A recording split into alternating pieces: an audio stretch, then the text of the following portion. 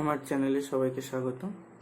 আমি আজকে জৈব রসায়নের অ্যাসিটিলিনের বিক্রিয়া সম্পর্কে এবং বিভিন্ন জৈব যৌগের বিক্রিয়া সম্পর্কে কিছু বলছি। আগের দিন আমরা মিথেন আর ইথিলিনের ভিডিওতে মিথিলিন আর ইথিলিনের বিক্রিয়া পড়েছিলাম। আজকে দেখি অ্যাসিটিলিন। মিথেন ছিল অ্যালকেনের একটা উদাহরণ, ইথিলিন ছিল অ্যালকিনের একটা উদাহরণ, তেমনি অ্যাসিটিলিন হচ্ছে অ্যালকাইনের উদাহরণ। অ্যাসিটিলিন হচ্ছে একটি অসম্পৃক্ত জৈব যৌগ যার সংকেত হচ্ছে C2H2। এইটা ট্রিপল বন্ড, বন্ধন কোণ হচ্ছে 180 ডিগ্রি। ঠিক আছে, তাহলে এবার আমি এর বিক্রিয়া দেখি একটা। প্রথম বিক্রিয়া হচ্ছে হাইড্রোজেনেশন। প্রথমটা হচ্ছে হাইড্রোজেনেশন কি বিক্রিয়া? আমরা ইথিলিনের বিক্রিয়াতে দেখেছি। হাইড্রোজেনেশন হচ্ছে nickel catalyst, hydrogen 150 degree Celsius temperature দিলে কি হয়, একটা বন্ড ওঠে।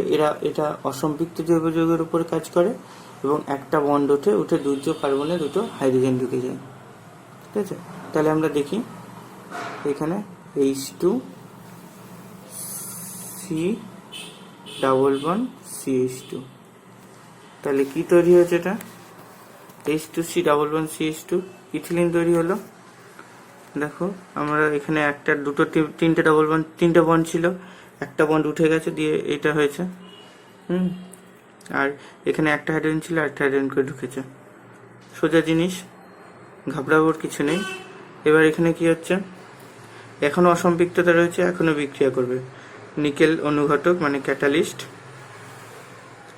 হাইড্রোজেন 150 ডিগ্রি সেলসিয়াস টেম্পারেচার, 150 হতে পারে, 200 হতে পারে। তাহলে কি হচ্ছে প্রোডাক্ট? আবার একটা করে ডাউন বন্ড উঠবে, H3C সিঙ্গেল বন্ড CH3। এটা হচ্ছে ইথিলিন বা 1 ইথিন, আর এটা হচ্ছে ইথেন। তাহলে অ্যাসিটিলিনকে যদি আমি নিকেল ক্যাটালিস্ট দিয়ে হাইড্রোজেনেশন করি বা বিজারণ বিক্রিয়া, এটা অবশ্যই হাইড্রোজেনেশন করি, তাহলে কি হবে, একেবারে ইথেন তৈরি হবে। আচ্ছা, হাইড্রোজেনেশন বিক্রিয়াটা হচ্ছে একটা বিজারণ বিক্রিয়া। বিজারণ কেন? আমরা জারণ বিজারণের সংজ্ঞায় একটা পড়ছি, হাইড্রোজেন যুক্ত হচ্ছে। আপাতত এইভাবে জানো যে হাইড্রোজেন যুক্ত হচ্ছে দুপাশে। আচ্ছা, নিকেল ক্যাটালিস্ট না নিয়ে আমরা কি নিতে বলেছিলাম? র্যানি নিকেল নিতে পারি। র্যানি নিকেলের কথা আগেবার বলেছিলাম। এছাড়া প্যালাডিয়াম, প্লাটিনাম এইসব ধাতুগুলো দিয়েও হবে। হাইড্রোজেন অবশ্যই লাগবে। আমি অনুঘটকগুলোর কথা এই কথা বলছি। র্যানি নিকেল নিলে কোনো টেম্পারেচার লাগবে না, নর্মাল টেম্পারেচারে বিক্রিয়াটা হবে। তাহলে এই ছিল হাইড্রোজেনেশন। তাহলে দুটো স্টেপে হচ্ছে, প্রথমে ইথিলিন, তারপরে ইথেন। কিন্তু যদি আমাদেরকে বলা হয় যে অ্যাসিটিলিনে হাইড্রোজেনেশন করো, তাহলে একেবারে এটা দেখানোর পর একেবারে এইটা দিতে হবে। মানে অ্যাসিটিলিনে হাইড্রোজেনেশন করলে ইথেন তৈরি হয়, ইথিলিন হয় না। ইথিলিন মাঝের স্টেপ আমরা দেখানোর জন্য এটা বললাম। তাহলে এখন আমার কোশ্চেন হচ্ছে, আমি তাহলে কি করে, আমি বললাম যে হাইড্রোজেনেশন করলে ইথেন তৈরি হয়, ইথিলিন হয় না। আমার কোশ্চেন হচ্ছে, আমি কি করে অ্যাসিটিলিন থেকে ইথিলিন পাবো? মানে হাইড্রোজেনেশনটা এই প্রথম স্টেপে আটকে রেখে দেবো, এই পর্যন্ত আটকে রেখে দিতে পারবো। কি রিয়েজেন্ট দিলে আমি হাইড্রোজেনেশনটা এই পর্যন্ত আটকে রেখে দিতে পারবো, সেইটা আমাকে দেখতে হবে। তাহলে রূপান্তর করো দিয়ে কোশ্চেন দেবে অ্যাসিটিলিন থেকে ইথিলিন। তাহলে কি করব? অ্যাসিটিলিনের মধ্যে একটা নতুন অনুঘটক, নতুন বিকারক দিতে হচ্ছে। বিকারকটার নাম দেখবে হাইড্রোজেন প্যালাডিয়াম BaSO4 কুইনোলিন অথবা সালফার পাউডার। ঠিক আছে, আর হচ্ছে ফুটন্ত জাইলিন।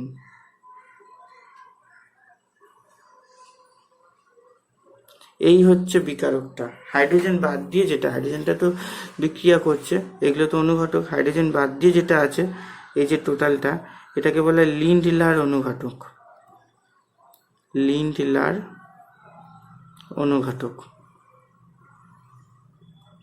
অনুঘটক কি করে? অ্যাসিটিলিনকে ইথিলিনে করে, ইথেনে যেতে বাধা দেয়। তাহলে কি তৈরি হবে? Ethylene.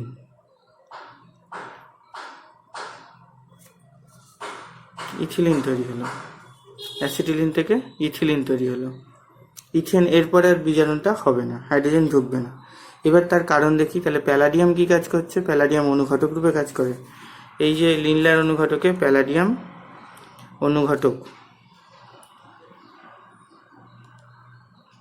Catalyst. BaSO4 barium sulphate হচ্ছে এই অনুঘটকের কার্যক্ষমতাটাকে নষ্ট করে, মানে এটা ক্যাটালাইটিক পয়জন বলে, মানে অনুঘটক বিষ। কুইনোলিনও সেম কাজ করে। যদি BaSO4 প্যালাডিয়ামের অনুঘটন ক্ষমতা কমাতে বা ক্যাটালাইটিক প্রপার্টি যেটা সেটা কমাতে ব্যর্থ হয় বা কম কমাতে পারে, তখন কুইনোলিন বা সালফার পাউডার দেওয়া থাকে, তারা সেটা করে, মানে এক্সট্রা প্রোটেকশন হিসাবে এটা ব্যবহৃত হয় BaSO4টা।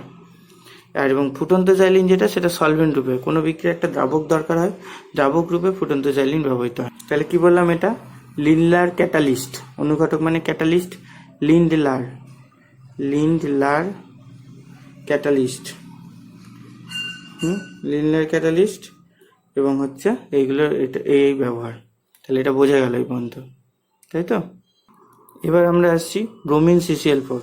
এটাকে বলেছিলাম অসম্পৃক্ততা বিক্রিয়ার পরীক্ষার কাজে, কোনো জৈবিক অসম্পৃক্ততা আছে নাকি সেটা পরীক্ষার কাজে ব্যবহৃত হয়। ইথিলিনের সঙ্গে বিক্রিয়া দেখিয়েছিলাম এবং অ্যাসিটিলিনের সঙ্গে দেখি। কি বলেছিলাম? একটা বন্ড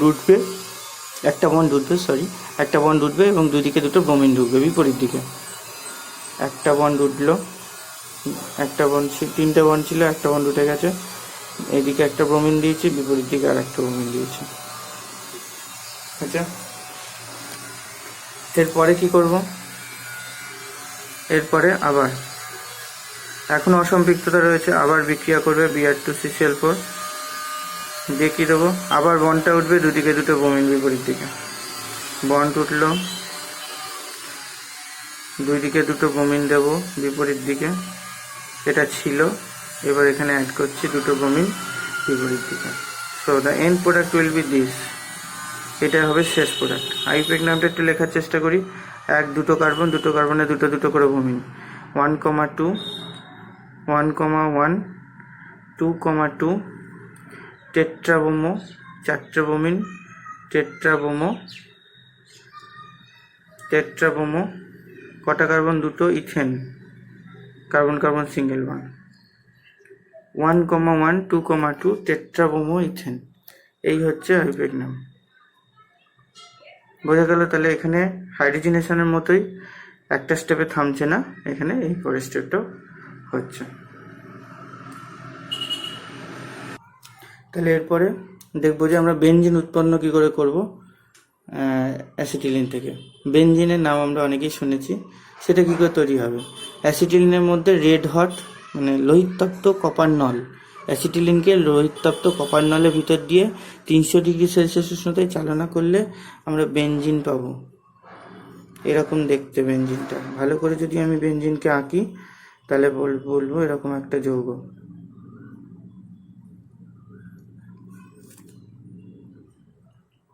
অল্টারনেট করে ডাবল বন্ড আছে, প্রত্যেক কার্বনে 4টে হাত পূরণ করার জন্য একটা করে হাইড্রোজেন দরকার, একটা করে হাইড্রোজেন দিয়ে দিয়েছি। এই হয়ে গেল বেনজিন। এটাকে বলে বেনজিন, ঠিক আছে?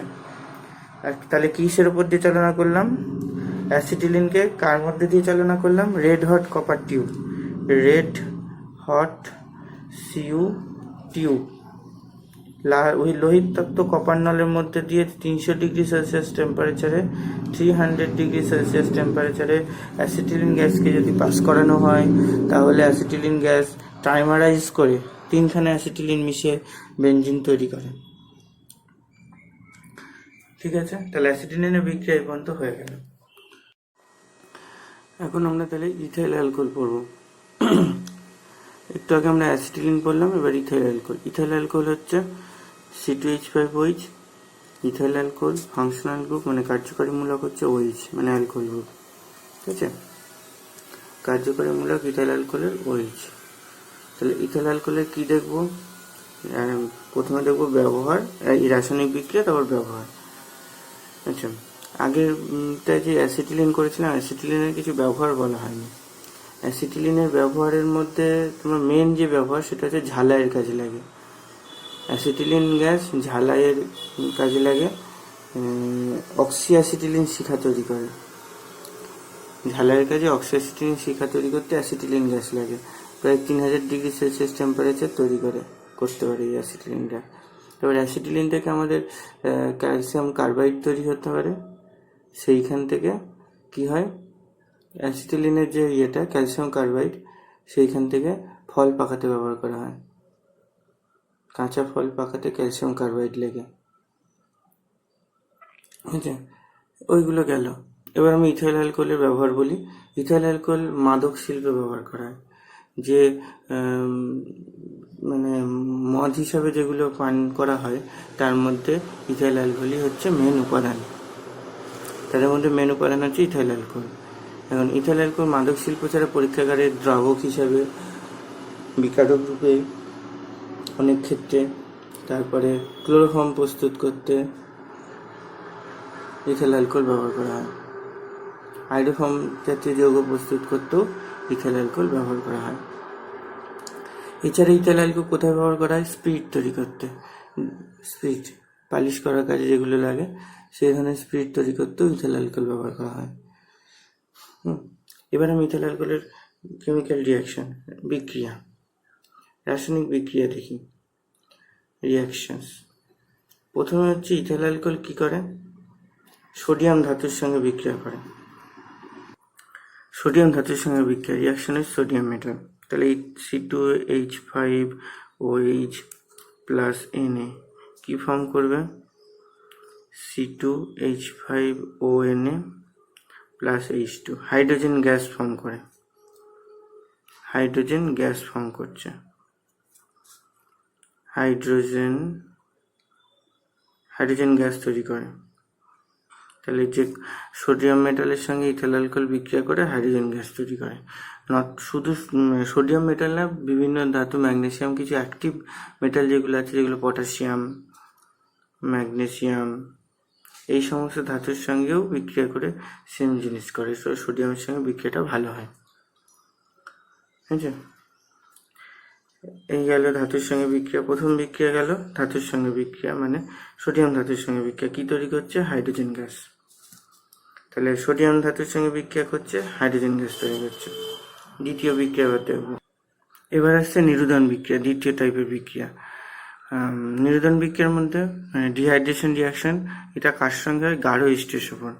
গাঢ় স্টেসোফোর আমরা জানি জল টেনে নেয়, নিরুদন করে দেয়। জল নিরুদন কথার অর্থ হচ্ছে জল বের করে নেওয়া। রিয়াকশনের কনসেন্ট্রেট স্টেসোফোর। তাহলে এবার দেখি CH3CH2OH এর সঙ্গে গাঢ় H2SO4, টেম্পারেচার হচ্ছে 170°C। কি ফর্ম করে? CH211CH2, জল টেনে নিচ্ছে, ইথিলিন তৈরি হচ্ছে। আচ্ছা, মনে যদি আমি না রাখতে পারি কি করব? আমি একটু মনে রাখার পদ্ধতি বলে দিই।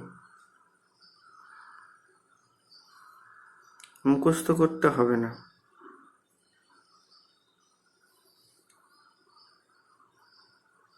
জল বেরোবে তো। এই দেখো জল বেরিয়ে গেছে,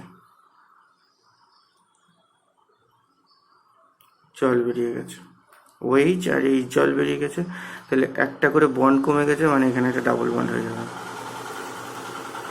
একটা করে বন্ড কমে গেছে মানে ডাবল বন্ড হয়ে যাবে। হাইড্রোজেন হাইড্রোজেন সিঙ্গেল বন্ড ছিল, একটা করে বন্ড কমেছে, ডাবল বন্ড হচ্ছে, হাইড্রোজেন হাইড্রোজেন। এটাই হচ্ছে ইথিলিন, ঠিক আছে? হলো এটা। এই ধরনের যে জল বের হচ্ছে এইটাকে বলা হয় ইন্ট্রামলিকুলার ডিহাইড্রেশন। Intramolecular dehydration. একই অণুর মধ্যে থেকে জল বেরোচ্ছে, বাংলায় অন্ত হতে পারে, অন্ত আণবিক নিরুদন, ইন্ট্রামলিকুলার ডিহাইড্রেশন, অন্ত আণবিক নিরুদন হতে পারে। এই কথাটা, ঠিক আছে? তাহলে এইটা গেল 170°C উষ্ণতায় গাঢ় হিস্টোসোপর দিলে এইটা হচ্ছে। পরে দেখি, এটা ডিহাইড্রেশনের 1 নম্বর। ডিহাইড্রেশন দুইভাবে হয়। এইটা লিখলাম, আবার লিখছি গাঢ় হিস্টোসোপর 140°C।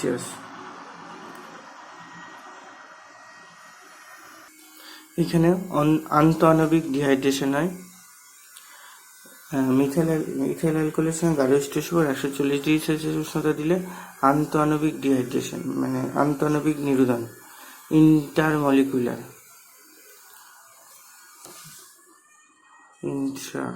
ঠিক আছে। তো প্রোডাক্টটা তৈরি হবে ঠিক এইরকম, CH2O CH2 CH3, মানে ঠিক একটা ইথার যৌগ তৈরি হচ্ছে, C2H5O C2H5, die ethyl ether, die ethyl ether type ether যৌগ তৈরি হচ্ছে। এখানেও এখনো জল বেরিয়ে যাচ্ছে।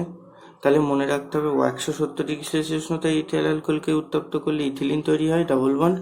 আর 140°C উষ্ণতায় ইথাইল অ্যালকোহলকে উত্তপ্ত করলে গাঢ় হিস্টোসোপর উপস্থিতিতে অবশ্যই উত্তপ্ত করলে ডাই ইথাইল ইথার তৈরি হয়। তাহলে এইবার আমি এটা দেখি কিভাবে হচ্ছে। CH3 CH2OH, আর একটা লিখি OH CH2 CH3,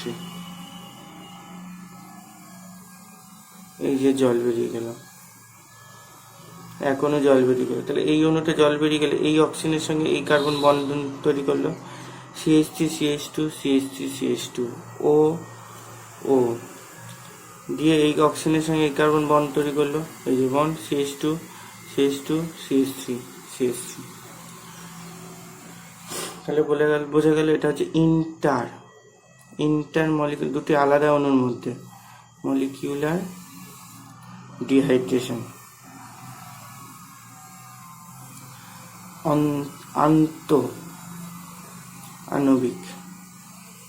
আন্তঃআণবিক নিরুদন। তাহলে হয়ে গেল এটা। আচ্ছা, তোমরা একটা জিনিস একটু নাম একটা লিখে নাও, আমি স্কিপ করে গেছি। ইথাইল অ্যালকোহলের সঙ্গে সোডিয়াম বিক্রিয়া করে যেটা তৈরি করছে, এটা হাইড্রোজেন গ্যাস তো তৈরি হচ্ছে, এটার নাম হচ্ছে সোডিয়াম ইথক্সাইড। এই নামটা লিখে নাও, সোডিয়াম ইথক্সাইড। তাহলে কি বলেছিলাম এখানে, যে কোনো, শুধু সোডিয়াম না, যে কোনো অ্যাক্টিভ মেটাল, সক্রিয় ধাতু, পটাশিয়াম ম্যাগনেসিয়াম, এগুলোও এর সঙ্গে বিক্রিয়া করে। ঠিক আছে, তাহলে আজকে ইথাইল অ্যালকোহল আর অ্যাসিটিলিন বিক্রিয়াগুলো পড়ালাম। অল্প অল্প করে পড়ানো হচ্ছে, কারণ এগুলো বিক্রিয়াগুলো মনে রাখা প্রথম দিকে একটুখানি কষ্ট হবে, তাই জন্য অল্প অল্প করে আমি তোমাদেরকে এগুলো করাচ্ছি। তোমরা এগুলো প্র্যাকটিস করো, এখান থেকে একটা বিক্রিয়া আসবে এবং কী ধরনের কোশ্চেন হবে আমি সেগুলো তোমাদেরকে একটা ডেসক্রিপশন বক্সে আমি কোশ্চেন পাঠিয়ে দিচ্ছি।